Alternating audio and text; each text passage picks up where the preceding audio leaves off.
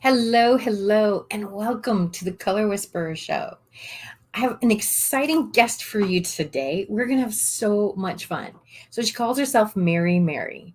That's Merrymary. And she is absolutely Mary. We're going to have a lot of fun. And she is the Hollywood Pet Whisperer. And as a fellow whisperer, I know we got lots and lots to talk about. So, welcome, Mary. It's such a pleasure to be here. Yeah, It's so much Mary Mary is like my comedy moniker and one of my clients. So technically, the animal is the client, and then I call their humans the parents. That's my I lingo. love that. The parents. I The love parents. it. Well, wait for this because one of my parents called me Mary Poppins. Oh. And I just melted because that's absolutely what I do. I just show up and I'm like, oh, for all the good boys and girls, you get Mary Poppins, and then I stay with them for a while and I bring joy into their lives, and then I'm whisked away to my next client. I love it. Do you have an umbrella? You know what? It's funny. I thought about it, then I was like, oh, it might scare the dogs. Ah. Now, I always joke that my car is Mary Poppins' bag Absolutely. because it's a little car, but it holds so much. And it's uncanny how many times I will get something for one client and they'll say no to it. But before I return it, I'm with another client. I'm like, oh, I've got the perfect thing in my car. So, It's like the universe was like, wait, you're going to get this great, beautiful deal, and then you're going to hold on to it for the next person. right, Yeah, right. that's so That's cool. awesome. And pets are children in many ways. And Mhm. dogs, I think dogs are eternally 2 year olds. And I've got cats and they're kind of eternally teenagers or like teens. They're like, I want to be independent. I think I know everything, but whatever. And and so many people like that their pet is their family. And I think now we have so many pets that this is more dogs than cats, but that are emotional stability. I mean, especially during COVID, I think that number went way up. So tell me what you do. Tell me what a pet whisperer is. Yeah. It's so I grew up with animals my whole life, grew up with horses. I grew up with an African gray parrot named Gandalf. We always had a menagerie of animals. And in my family, we call it the Dr. Doolittle. And my dad and I both have the strong Dr. Doolittle gene. So I've always really loved and related to animals. And I think that's also part of what makes me a good improviser and actor, is I listen with my eyes and I'm very present and I hold space for everyone and everything to express themselves. So a lot of what I consider pet whispering is being very attentive and empathetic to the needs and the cues of the animals. And I have one client that he calls her a problem child. She's eternally grumpy. She's an absolute little pecan sandy, and I love her to death, but she hates loud noises. She's very, very moody and very particular. And I'm 6 feet tall, and I'm not a small or quiet person. But when I'm around Maggie, I soften my energy, I lower my tone, I physically make myself smaller. And I'm one of the only people that, besides his dad, her dad, that can spend time with her because I Mhm. get her and I modify my energy to where she feels comfortable and confident. That's so cool.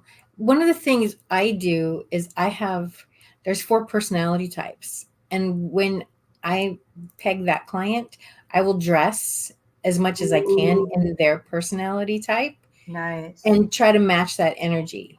And I have a cat that's a rescue, and I tend to walk heavy. I'm only 5'2", but I walk like a man, I guess. I don't know. But I walk You heavy. take up space, and I that's take up beautiful. space. I You know, take up I'm space. Jeanette, and I am here, and you will Right? see me roar. Right? And I have to be careful because he actually Yeah. feels safer outside. He doesn't like being in the house. but he comes in the house to eat. And if it's really hot or if it's really cold, he stays in the house. Yeah. But he's got a whole social life, Jeanette. He's got a whole village. But I have to be aware when he is in the house, like I have to do like what you just said is right. I have to be aware of my walk, because my walk will scare him. So it's funny that you say that, because right now I'm with with a Chug and a Chihuahua. And so when I walk very softly and carefully, because they love to follow me everywhere, and I don't want to accidentally punt anyone. So I move slower and with more purpose, because they're always around my feet. And then I have another client named Wally. I call him Pony Boy, because he comes up to my mid-thigh, and it's very fascinating because I flex with each client according to what they need. Wally is a horse. So I actually, and I think part of being a whisperer is being tuned in, tapped in, turned on to yourself and your environment. And you're consistently switching the compass of self in order to modify to meet the needs of the client. And to me, the most paramount thing is safety and comfort. Right. So I always flex back for my client's safety and comfort. So I do like horse commands with him. Like I lead him around the house like a horse, because it's what he is in dog form. I love it. So yeah, I love that. I relate to that. You know, you in every relationship, it's bending and flexing, you know? Absolutely. So it's very fun for me to assess. I tend to get a lot of clients that have anxiety, and it's not anything that I plan for, but I consider all of the work that I do to be very spiritual. Everything that I do is in alignment with my mission statement, which is to facilitate light, love, and laughter. I'm here for joy. That is my jam. Mary Hines. I'm here for joy. So I feel like the universe brings me some sweet babies that need a little extra love and support. And because I focus on joy, I'm able to make them feel safe and comfortable, which gives their parents so much relief, because I treat the home and your fur baby like my own. Yeah. So what kinds of things give these dogs anxiety? Do you touch into that? And then do you have to train the parents so that because oftentimes, and this happens with children as well as with pets, is like, I know when I'm really anxious and stressed out, I see it being reflected in my cats. Yes. And so do you train the parents then too to help the animal feel more safe? Jeanette, I'm happy that you said that, because I've noticed something very fascinating, that the behavior of the animal tends to be in reaction and response to the energy of the parent. So I was taking care of one client that was an Aussie who had been abused and was just very, very anxious. And I was nothing but loving and wonderful. And I followed all the directions to a T. And it happened that his parent also ran on the anxious side. So it's kind of like when I come into this scenario, it's like I'm walking a line of how much change can I facilitate? And if I do some different training, are they going to revert right back when they get back to their normal environment? So I endeavor to just make it really positive and a lot of love. And I follow all the directions that I'm given to a T. A lot of times with dogs with anxiety, separation anxiety, it's about me just being present for them. So I make sure that I don't have any other things that will take me away, that I can stay at their home the whole time. So it's a fine line of like wanting to do training and help modify behaviors, and also doing the job that I'm brought in for. Yeah. You know? And love is the ultimate healer. It really is. And I'm 14 months sober. That's something that's really changed my life. Like, so I know that by focusing on my clarity and health and high vibration, then I just get to be in reaction and response to the choice of being clean and clear and under control, you know? Sponsorship. Well, and that was a anxiety response on your part too. And taking responsibility for owning for my energy, taking right. So you basically said, I'm going to take responsibility for my own energy, which is what you're helping the animals to do too. I love that, Jeanette. I'm a healer as well. So yeah, you are. I do healing work, and I love them both. I love the design work.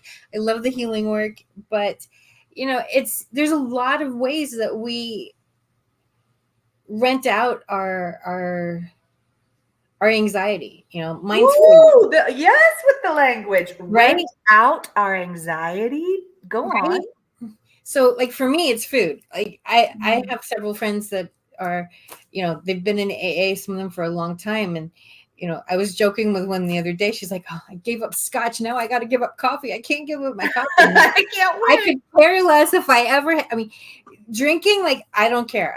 I one glass a month is Great. a lot for me. That doesn't phase my world. Coffee, I don't like, a lot of the eans I don't like. But you want me to give up bread? You want me to give up my cookies? Cheese? Whoa. No, I need my cheddar. It's the same thing that's causing the addiction is why do I eat? I eat because I'm stressed. I eat because of anxiety. And so it still has detrimental to my health. It has different kind of detriment, but it's still a way for me to hide. I think the key to that, to me, is awareness. Absolutely. Awareness and kindness. And then it's about making choices. And this is in direct relation to interior design. Is all of the shirts that still have another wear in them, are they on the chair, or are they in their own little pretty basket that makes you happy when you look at it? So it's all, I feel like as the world feels like it's getting crazier and crazier, I think about what do I have immediate control over? So I make sure, like, I have a green juice in the morning, and then I wait a little bit to have my coffee, and I make sure I've got yogurt and cottage cheese and high protein. And it's having the right things in the house. Setting yourself I eat up for great. success. If I have the right things in the house, I eat fine. Yeah. But I don't bring cookies into my house because once they're in the house, there's no willpower. It's like don't bring them into the house. Instead of cookies, have some really yummy dark chocolate. Yeah. Right?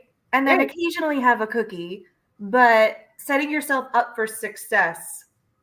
It's I call it being a big girl. Be like, oh, I gotta be a big girl. Oh no. And it's about owning our anxiety. So when we allow, because one of the things in it too is being afraid to feel our feelings. But once you allow those feelings to express themselves, feelings are out. No.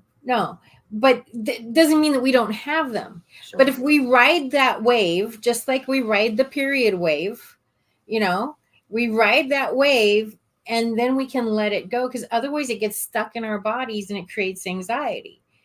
And I've done some healing work on one of my cats is a rescue. I've done some healing work on him, and I've seen a change in him. He doesn't always let me, but when he does, I've seen it really change him. Hey, Mark. Hey, I had a quick question. I put it in chat, but I know sometimes you can't read the chat and everything along those lines. But how much do pets, Mary, pay attention to color and all along those lines? Because that's something I was always been curious about, because I know that Jeanette is the color whisperer and you are the animal whisperer. And then I was also wondering if you had some thoughts about how much pets pay attention to comedy, because I know that you're an improv person and a comedian as well. So I just wondered how much do pets pay attention to these, what we consider human emotions and human flavors. So I was wondering whether they pay attention to color, because I see these vibrant colors that you have in your background. And I know that Jeanette is very much about vibrant colors as well. Yeah, interesting. Great question. Well, pets dominantly see in a kind of grayscale, and then they see yellow and blue. So I don't know. Rory, do you see color? Do you care about color, honey? Is she sleeping? That's a really great question. I think I've noticed that my pet clients react more to emotional energy and intention. I feel like that is a more dominant access point, energy, as opposed to visual. So if the visual color in your space makes you happy, then it's the happiness that they're in response to. I'd be curious to discover that more, but I know, like, that's, they love their really bright neon yellow balls. So it's like yellow and blue. So it's actually interesting. I have a whole line of clothing that's like my pet walking clothing. And so a lot of it is blue. And so I don't know, it's kind of like every little thing that helps, right? And blue, now this is, so even if they can't see color, they're still going to get the vibration of color. Ooh. And blue is the color of trust. So somebody can be totally colorblind, but they still feel the energy of the color. Instantly buys more blue clothing. and my eyes are blue.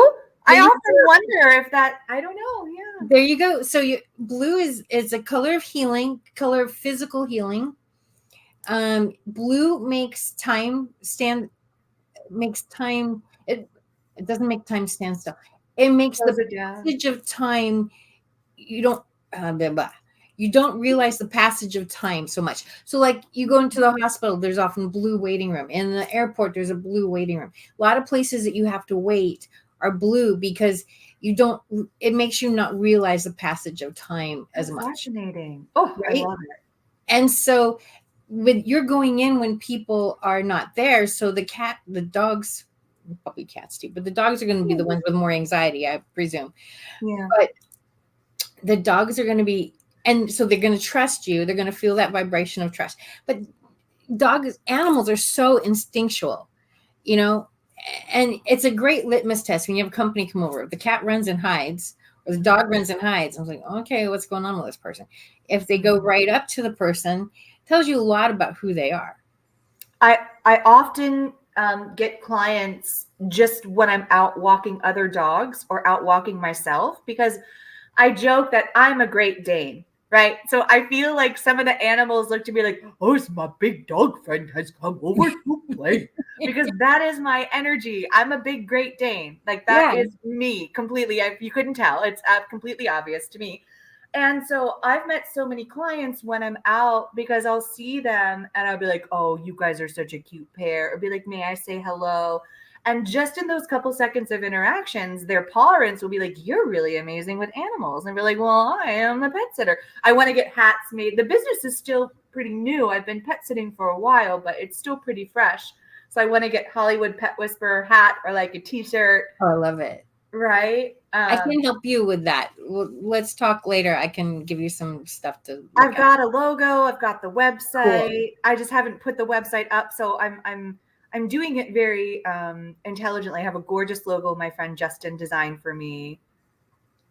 So I've got the pieces parts. So just putting it up, meeting all the right. Again, it's also being brave enough to show up for yourself and say yes to opportunities like this right now. Well, you've got a killer name.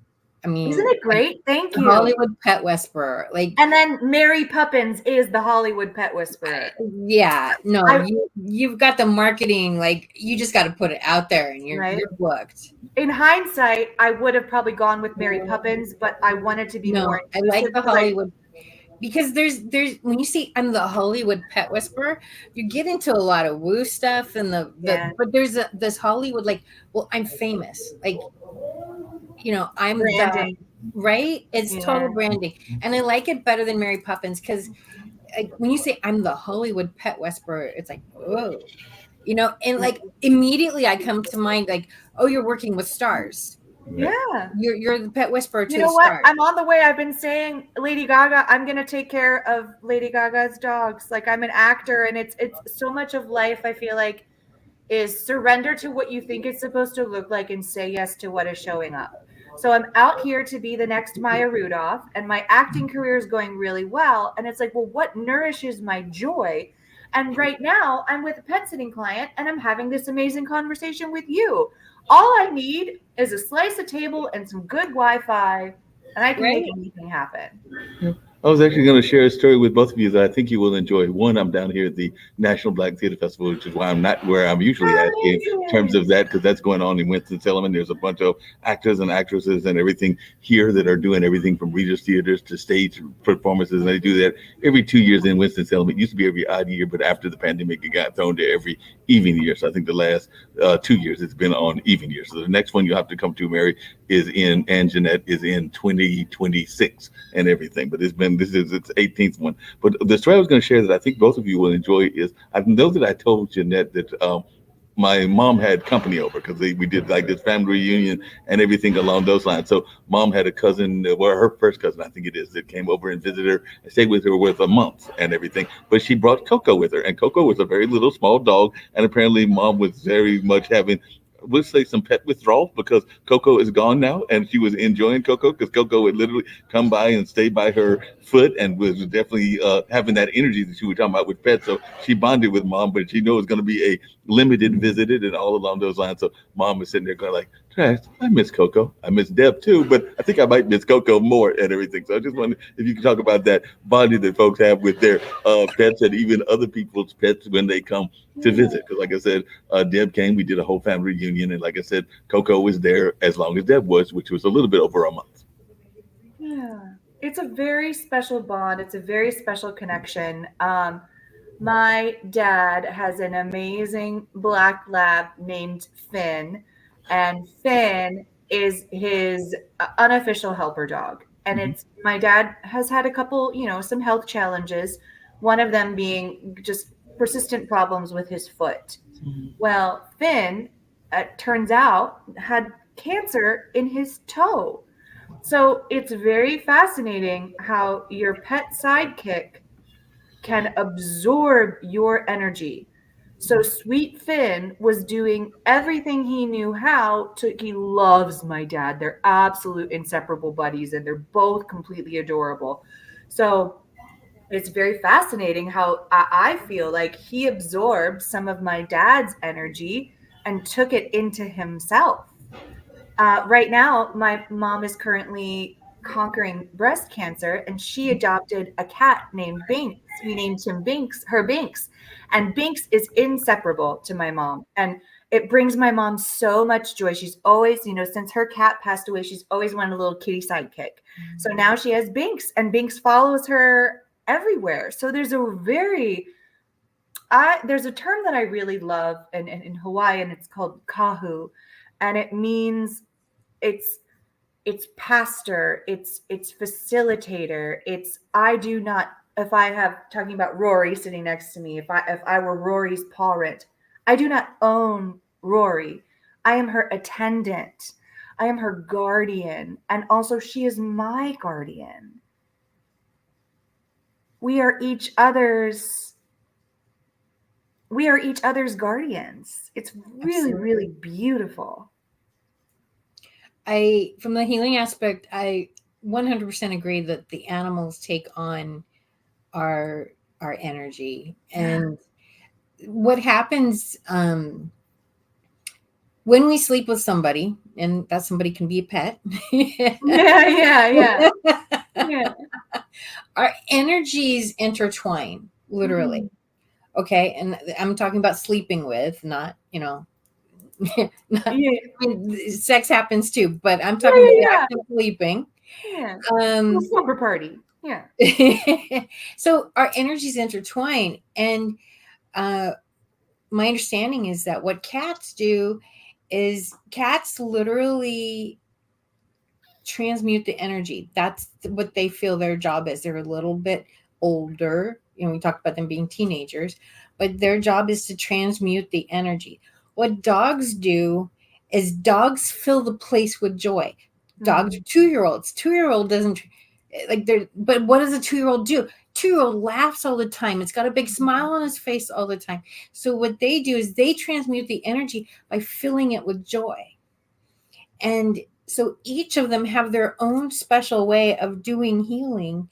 And when I had a cat that got really sick right after my husband and I split up, and I felt really bad. I'm like, oh my God, did I do this? And she was old. She was 17 years old. So on one hand, but the timing was right after we split up. Within a couple of weeks, she was sick. And I felt really guilty. I'm like, I did this to her because of my anxiety. So we have to, they're guarding us, and they're doing what they can build our vibration, to build our energy up.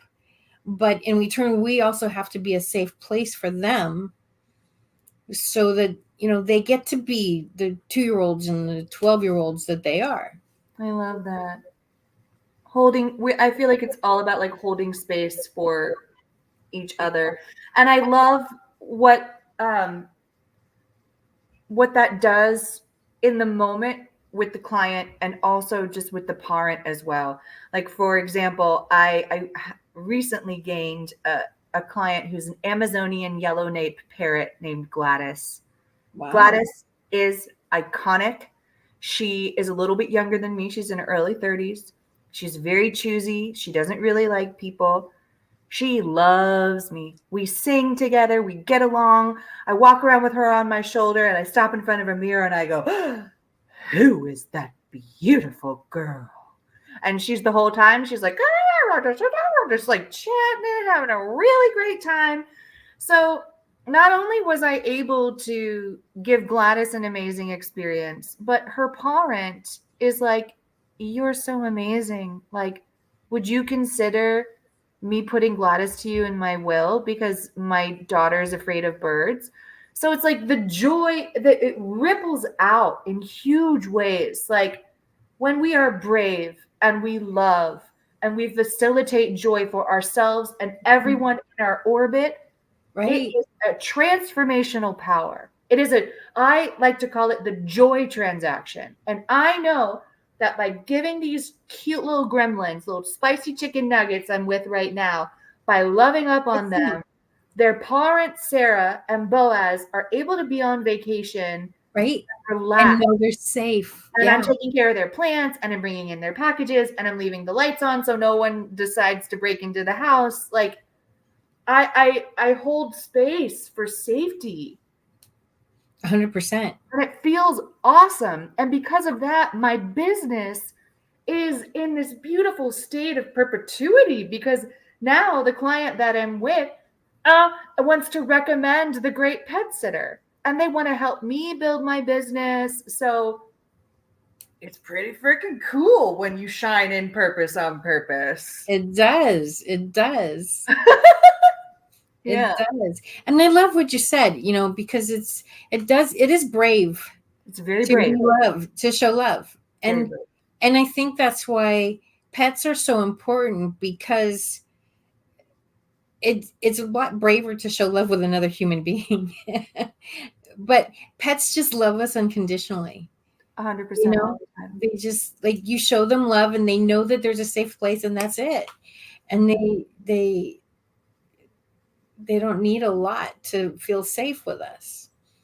So let's talk about talking to our animals, because I think that's so important. And a lot of people, they talk to them a little bit, but it's not, they're pets. There's a certain amount of attention that they need. Yeah. So tell me more. Tell us, Mrs. Doolittle. Yes, talk to the animals. It's a lot about paying attention to physical cues. In terms of dogs are consistently giving physical cues. So it's when they do a physical behavior, reward it or speak to it in your language or however you communicate with your body. To me, it's all about very physical communication as well. So for example, a dog will do, it's like we can call it like downward dog. And that's also known as a play bow. So the play bow means I want to play. It also means I feel safe with you. So that's a line of, to me, I look at it as an actor. That's a line of dialogue. I want to play. I feel safe. So often I will do a similar thing with my body and be like, oh, I know. I'm very, in improvisation, we have something called gibberish.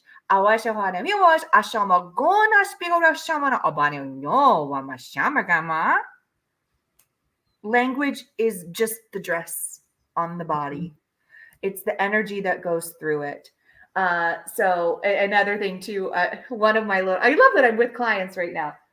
Penelope, she's the house manager. She's very, very bossy.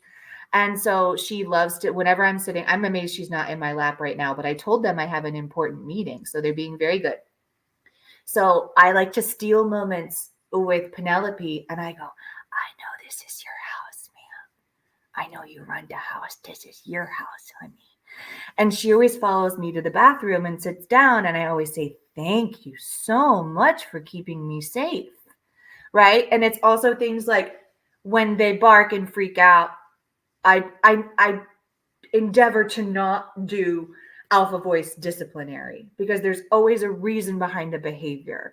So if they're barking, I say, thank you so much, we're safe. Or I with I have another client, again, Wally. I love Wally so much. Wally the pony dog. Wally loves to sniff everything. He very rarely will go after to eat it. He just likes sniffing. So when I see him sniff, that's a very important behavior for him. So I allow him to sniff. So those are some examples. That's awesome. Yeah, little kids come to my house. I collect teapots and stuff. Oh, fun. I have, little dolls I've collected since I was a little girl and stuff Madame like that. Alexander dolls? Yeah. They're ceramic dolls. So my niece and nephew would come over and they're curious, right? So they're a year old, 2 years old, and they want to know how things work. And, I'm not just going to give it to them. And you can't just say no, no, no, no, no all the time. Right. You can't. It's literally like a slap, like, no. Right. Right. So I would pick them up and I would show them something, and I'd say, no, you can't touch this. It can break. Or I'll bring it down to them. I'll say, okay, you can touch this, but do it very gentle, depending on their age, Sure. But when you make everything no, no, no, no, no, you're not teaching them anything. And if they're curious, that's their natural brain at 2 years old. They're curious. I let them find out. Yeah, if he loves to sniff. You've got to let him sniff. As long as he's not breaking anything or doing anything bad, he's just sniffing. This is how he learns and gets information. You've got to allow that. Yeah. Yep. And it's a lot of I focus a lot on doing I had this one client, she's now crossed the Rainbow Bridge, and I miss her a lot. She's absolutely amazing. And her name is Gigi. Again, I love, she was like family to me. I love her so much. And sweet Gigi. Oh, hey, yeah, right? This is what happens when you live in love. Sometimes you get squishy. Mm-hmm. Excuse me. Gigi had some hip problems. So whenever we would be in bed, snuggling up, I focused on doing energy healing on her hips, just sending her. So it's a lot of intentionality with movement. If I have an anxious dog, I will do my personal meditation to be in a good space. And then I will do my best to transfer that light to the animal. And she would often then get up, and Gigi gave the best hugs ever. Her hugs are where, how this is a fun fact. Elephants hug each other, but the way that they hug is they just slam, and they just, because they don't have arms, so they just put their heads into each other. So Gigi, after that, she would come to me and just push her head against me, and I would be giving her scritches. I'd be like, thank you for this hug, honey. I'm happy I can help you. It's really, it's really, really cool. I love it. And I want to go back to the parrots, because parrots actually live for a long time. Yes. And I don't think a lot of people know that. And they're very demanding attention-wise. Yes. And so, and that's another thing. I knew a lady who had them one time, and my ex always wanted a bird. And then when I found out how much they needed, I was like, oh, I ain't doing that. If you want to do it, but it's a lot. It's not falling on my shoulders. Right. So tell us a little bit about working with parrots. Yeah, parrots are very fascinating. They pick their family structure. So, for example, Gandalf, the African gray that I grew up with, Gandalf loved my dad. My dad was his person. Gandalf decided, and I definitely facilitated it as well, that we were like brother and sister. We would do all these games and stuff together, but I could not pick up Gandalf because Gandalf would bite me. So, but Gandalf and I had a really fun relationship. But I think with parrots, it's about knowing what your relationship is, never assuming their behavior, and always being ready and expectant for anything. Gladys and I have an amazing relationship. I also know that she could not snap is not the right word, but she could like snap at any moment in time. So when I have her on my shoulder, I keep my energy quiet and calm. I try to not get her too riled up. You're never supposed to look directly at her face, right? So I'm always like talking to her, but I'm looking profile. I'm cognizant of her behavior as well.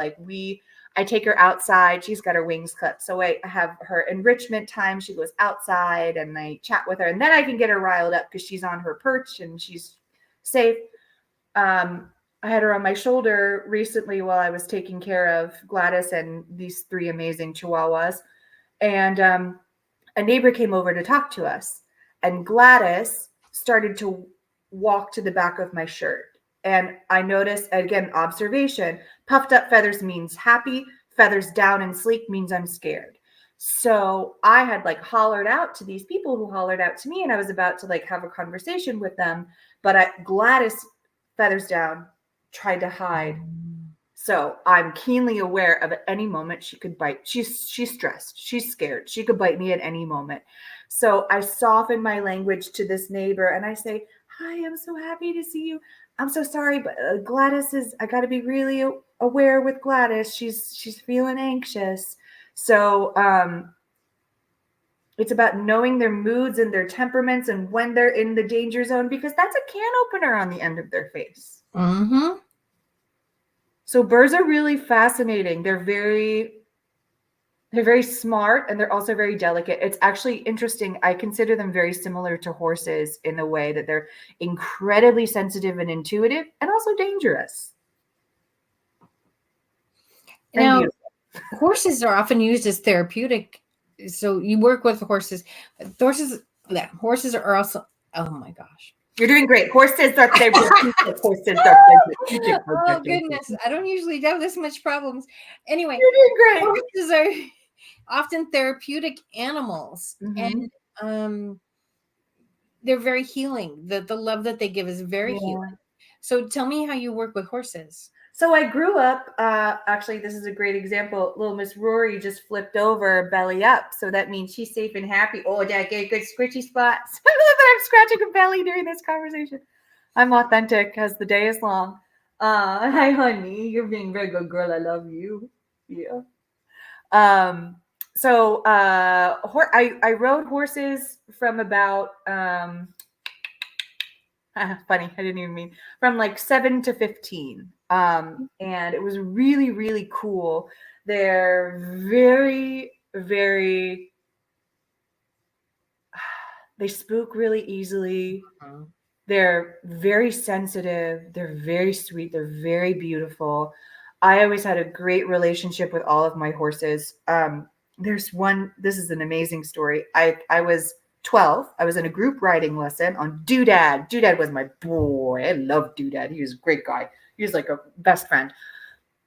We were in a group lesson. There was a girl behind us on a big horse she couldn't control. Big horse was biting at Doodad. Doodad was like, leave off, right? So Doodad starts bucking to try to get the other horse off. I'm trying to control Doodad. Bucky Bronco, like rodeo situation. My stirrups break. I flip end over end and into the sawdust in the arena. I black out for a moment because my brain is like, yeah, red alert, red alert. When I come to, I have a handful of sawdust because my body's response was like, I'm going to throw this sawdust in your face because I'm so mad at you. So I have this handful of sawdust and I look up and I see Doodad reins over his head, big eyes. And to me, he was saying, oh my, I mean, like coming up to me on the ground. He's like, oh my gosh, friend, I'm so sorry. Are you okay? And I immediately release my hand to the sawdust and he like comes close to me and I grab the reins and he helps me get up.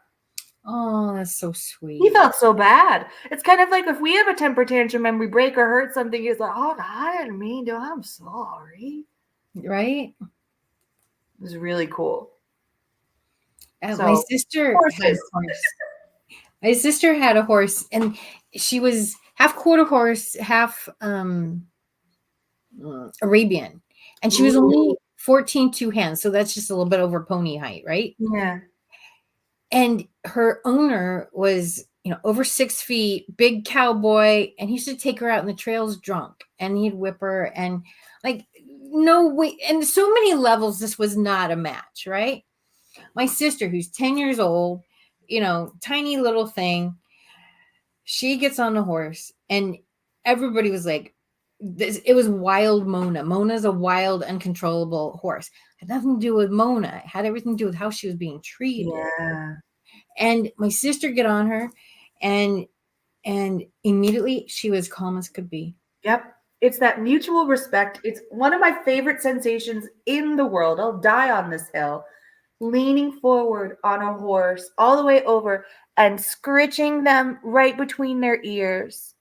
Anytime I'm riding horses, I'm always like, thank you so much.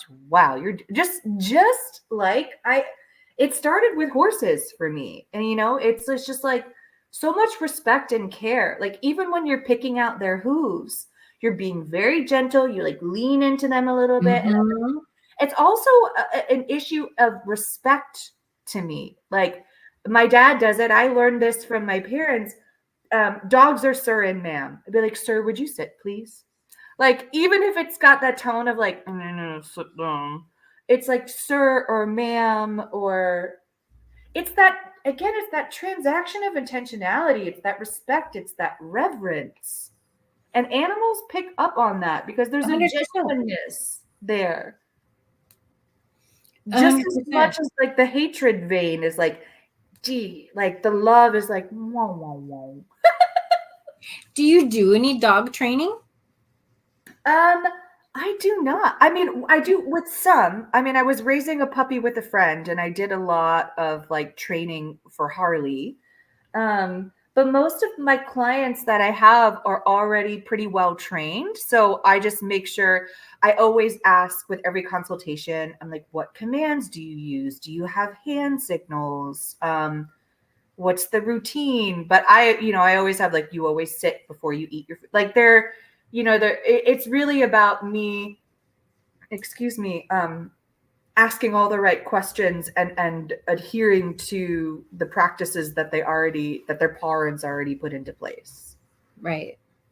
Let's talk about cats for a few minutes because you also work with cats. I do. Yes, and they're very different from dogs. So very different.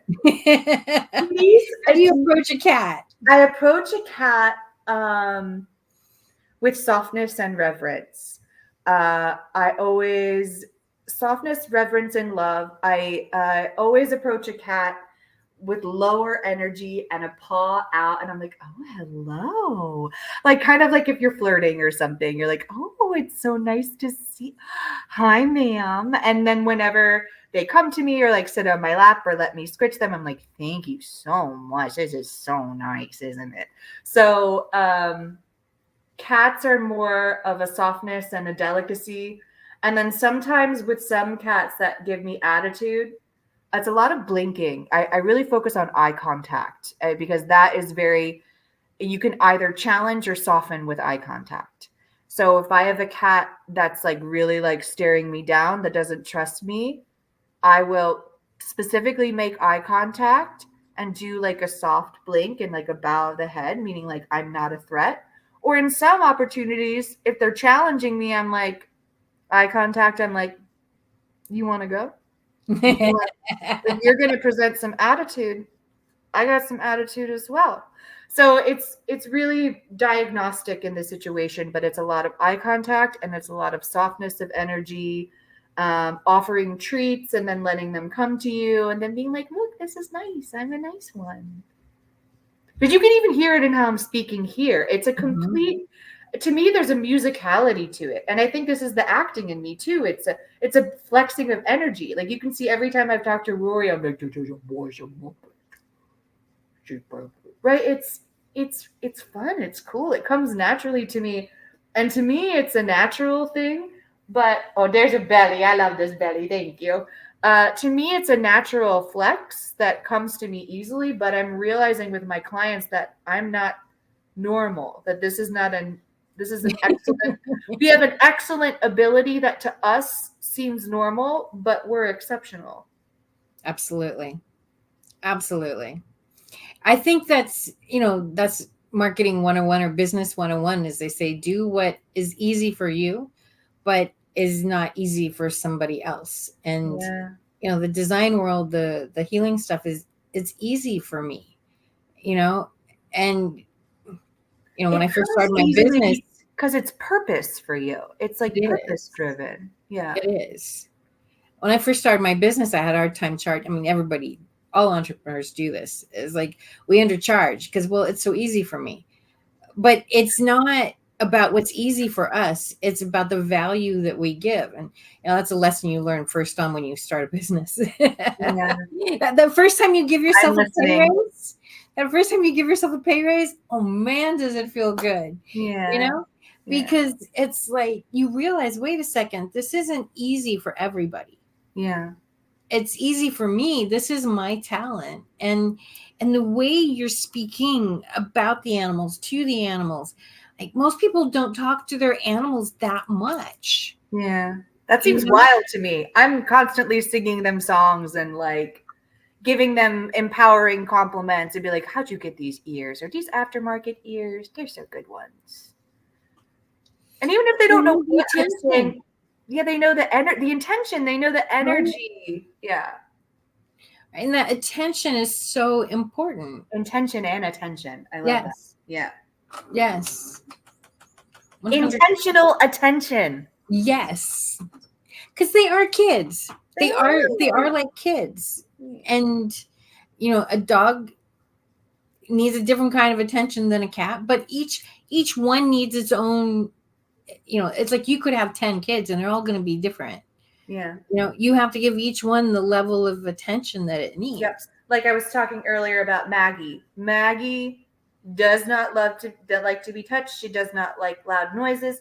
But when she initiates play, then it's all day. And she'll get really grumpy if my friend and I are laughing too loud.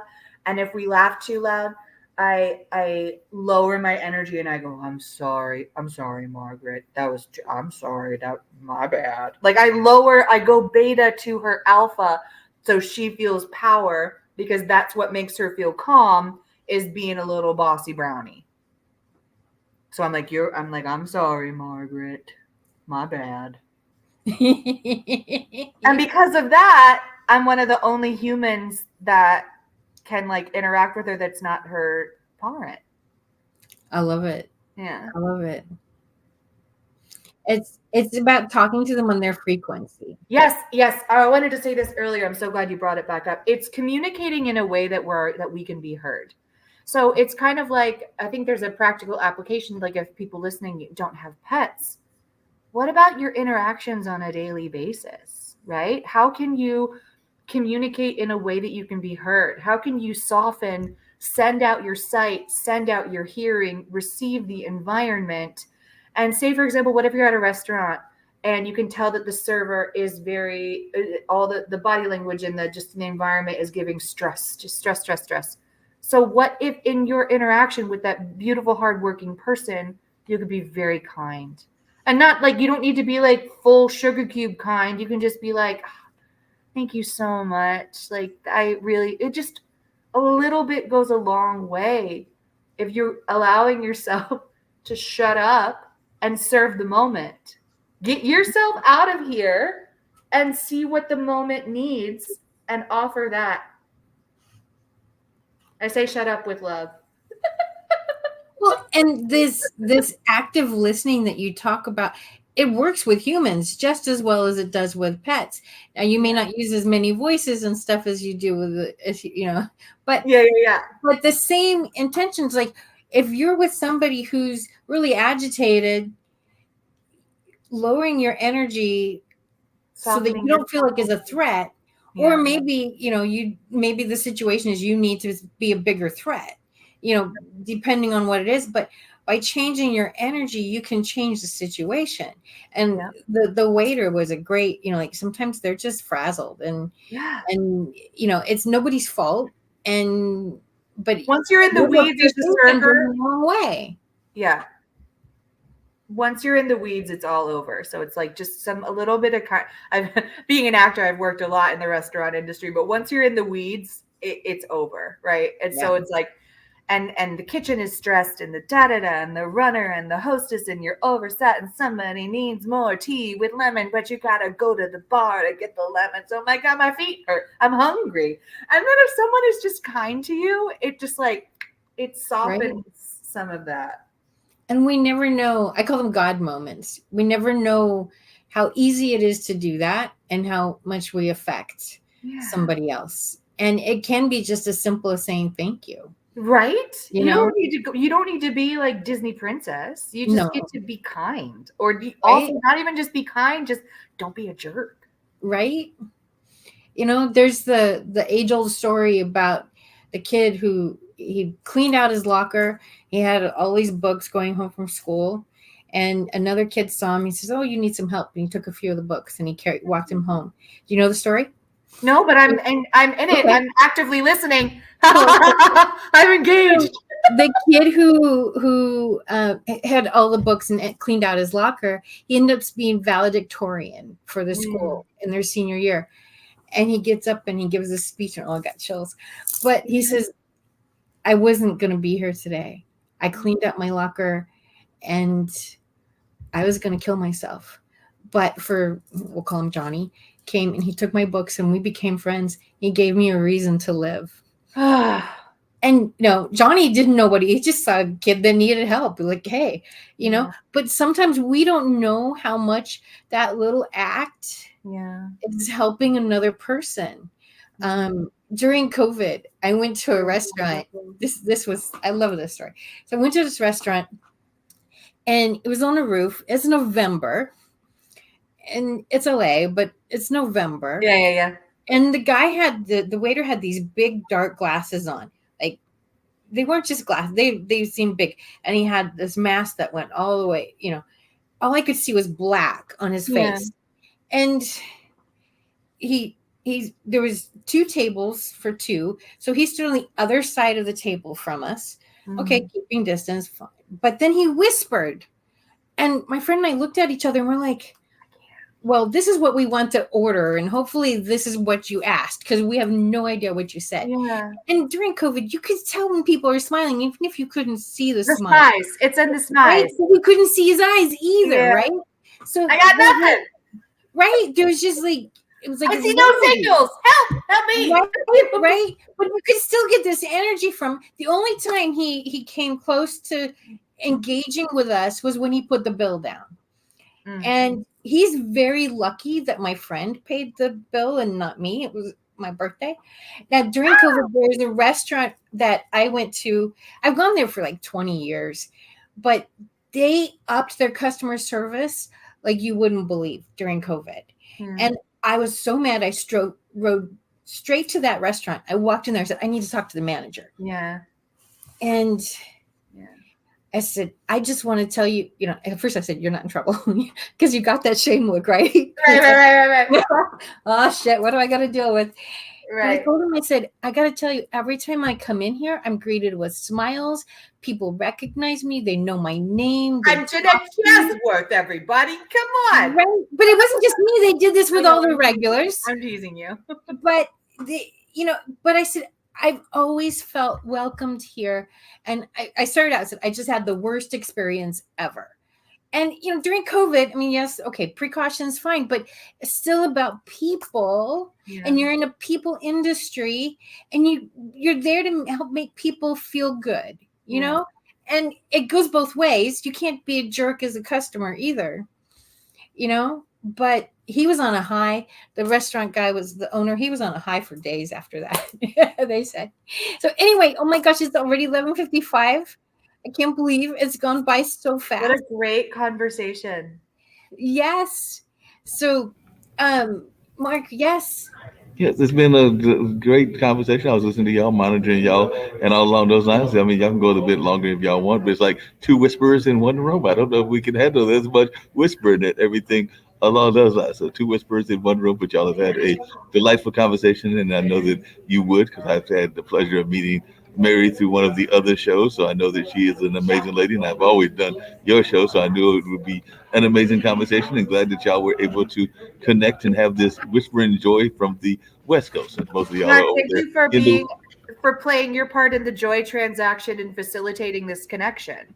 Right. Yeah. It's a lot of things like that. It's like those bridges, like it takes a village, right? So Mark, you met me in the Misfits Managed podcast and you were like, "Ooh, I only mentioned the pet whispering," and you were like, "You need to meet Jeanette." And then I said yes, and then here we are. And blah, la, la, la, You la. are having a great conversation and everything. I did have one quick question for you that I had to ask that I was curious about and everything.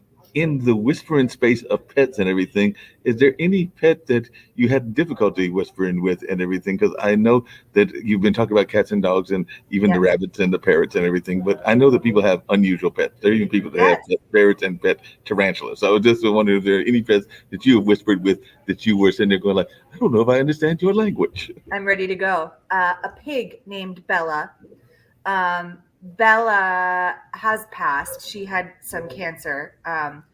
Bella had a very particular, unique personality. She wasn't really sure of me. Now, pigs are really interesting because it's also about me being soft and kind to your genetic predisposition. A pig is a prey animal, right? So for someone new coming into the environment, Bella is going to be, and she's a big girl, Bella. And I wanted to be nothing but like love and safety and comfort to her, which I endeavored to do. And her parent was just over the moon with the whispering I was able to do with Bella, but it was a lot of work. And she like nipped at me at one point. And so it's really like at that moment, I had this like anger flare up of like, I just got bitten by a pig. It wasn't like, didn't break the skin, but it was her being protective and defensive. And so she's very smart and she's testing me. So in that moment, I was just like, excuse me, ma'am, I have been nothing but wonderful to you and you don't get to treat me that way. Not very nice. No, thank you. Right. So it's that line of like wanting to snap, but also knowing that she's testing me in this relationship. And, our first day was a little bit rocky. Like I have to like lead her outside. She's an inside outside pig. But then we really had a good rapport and a good relationship. And she would let me brush her and I would like give her lots of pats. I'd be like, "Yo, you're a big, beautiful baby. Your ears scritch." Like at first she wouldn't even let me touch her. But then after a while, I think she realized that her mom wasn't there and be like, "You got Mary Poppins, you need to deal with it." So she was a lot of work and we developed a really great relationship, but she was smart and she was scared. So it's just a lot of really tender patience and softness, even when I'm feeling really frustrated, not letting her know that I'm feeling frustration. So Bella. He's a Great Dane all the time. Yeah. I mean, I have to be the great no matter what I'm feeling. And if I need to do I just go outside and do it, right? Like it's not her fault. She's just scared. Like there's no ill will. Also, I think it's keeping in mind that it's not about you. No.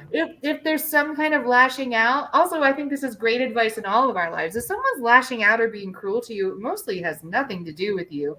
And right. You are actually providing a safe space where they're able to express themselves. Yep. That makes a lot of sense. Right? So it's true. It's so true.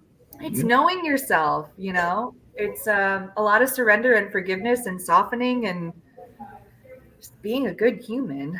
Yeah. Great question, Mark. Yeah, glad to do that. So I want to give you a few minutes to plug your business. How do we get hold of you? Exactly what do you do? You just take a few minutes to really plug yourself. Yes, thank you. The best way to get a hold of me, I'm going to make sure I say my email address correctly, is to reach out to me, the Hollywood Pet Whisperer at gmail.com, spelled exactly how it sounds, the Hollywood Pet Whisperer at gmail.com. You can also follow me on Instagram, again, double checking. Instagram, which is Hollywood Pet Whisperer on Instagram. I've got a lot of fun posts and stuff like that. feel free to message me and chat. I'd love to meet with you, answer any questions if you're having any problems with your critters and you need some assistance. So Instagram is Hollywood Pet Whisperer. Gmail is the Hollywood Pet Whisperer at gmail.com. I've got the website, still working on the website. Chat with me, engage with me. I'm clearly a very nice, big, Great Dane of a human. And that's how you book me and chat with me. I'm based out of Hollywood, but right now I'm in Calabasas, so I can go anywhere all around. I have no pets myself. I adopt everyone else's, so I can go anywhere and do anything. I love it. This has been such a joy. And would you say you are the bringer of joy? And that's definitely true today. I think our pets are such a big part of bringing us joy. And to be able to have somebody like you to pet sit for them and provide such a safe place for them to be, that's so very important. So thank you. We can do this again if you would like. I think we had a blast. So that's a good time. And I love everything that you're doing too. I have lots of reverence and respect for the whisper in all ways of our lives. How can we listen deeper? Right. And facilitate more joy for ourselves and our spaces and everyone we love. 100%. Yeah. So now we've got all this love. We're going to go to something that I love, which is Can Do Spice, because it makes a body feel good. Okay, Mark, you ready? You know how people love to enjoy food and don't understand how to flavor their food? Or how to replicate a meal? They're interested in supplements, but don't know where to begin? Well, what I do is I take the guesswork out of enjoying flavor and wellness with my flavorful spice blends, so that they can create delicious meals with healing benefits. Can Do Spice was created to help cooks at any level enjoy healing through food. Every spice blend was designed to give added health benefits of natural herbs. Every blend is complete. There's no need to add any additional spice for a delicious meal. Saving you time and money while adding supplements to your meals can be both tasty and fun. My earliest memories in the kitchen began with my father, Kenny Can Do Bond, so it was fitting that I would name this line after him. I have always looked to natural remedies to supplement the body, and I found myself hiding herbs and minerals in foods for my family. That's when it hit me. Everyone needs Can Do Spice. Everyone should be having this. It's an exclusive brand for cooks at any level who want to create flavorful dishes with healing benefits that can satisfy the body and soul. Add a little spice to your life. Give Can Do Spice a try.